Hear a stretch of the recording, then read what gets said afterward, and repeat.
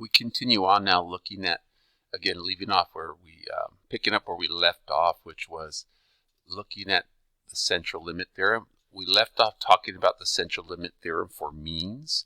Here we also know that we have this condition, this large enough nearly normal condition. The distribution of sample proportions, and the example we did earlier was means, will be approximately normal in this case here, right? The number of expected successes and the expected failures is at least 10. This goes back to our binomial idea, right? Because of the proportion, something is or isn't. And so here are the two formulas we use to check that, okay? And so let's look at some examples of how this plays out. Let's assume a population mean of 30, mu of 30 and standard deviation. So let's assume we have some data on some population. And we know it's slightly skewed right. The data similar to, well, the life expectancy was skewed left, so slightly skewed right. So here is what we're looking at for the population, right? So for the population, what we're looking at slightly skewed right. So here with a little extra tail on the right. And a sample size of n equals 40 is randomly selected from this population.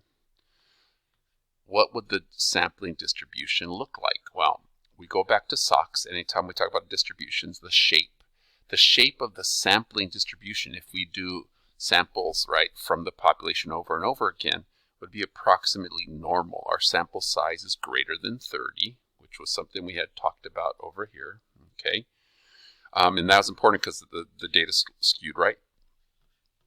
And then the center, the mean for the sampling distribution equals 30 because it equals mu. We had learned that in a prior one here. The mu is the sampling distribution is equal to mu, and the spread, right, the standard error or the adjusted standard deviation here, right, the sigma of x bar is the population standard deviation divided by square root of n, and so you get 3.95. And so that's how we describe the sampling distribution in terms of its shape, center, and spread. Example 2, let's look at it from a proportion perspective. Population is a proportion of 0.75. Sample size of 115 is randomly selected from this population. Describe the sampling distribution for p hat. Right, we're going to take samples of 115 from the population over and over again because we know it's going to estimate the actual population proportion, which in real life we don't always know, right? So we do samples. But the shape is normal. We're going to have a normal shape because when we look at those two calculations, n times p, n times q, both are greater than 10. The center is the mean, right? Mu of p hat equals 0.75. It equals p.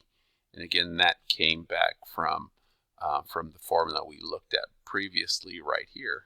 Okay, mu of p hat equals p. And then there is the standard deviation, or what we call the standard error for this situation. You do the calculation. Make sure you're good with the calculator to do this here as we analyze it. So that's how we describe the distributions of a sampling distribution. This is how we describe them.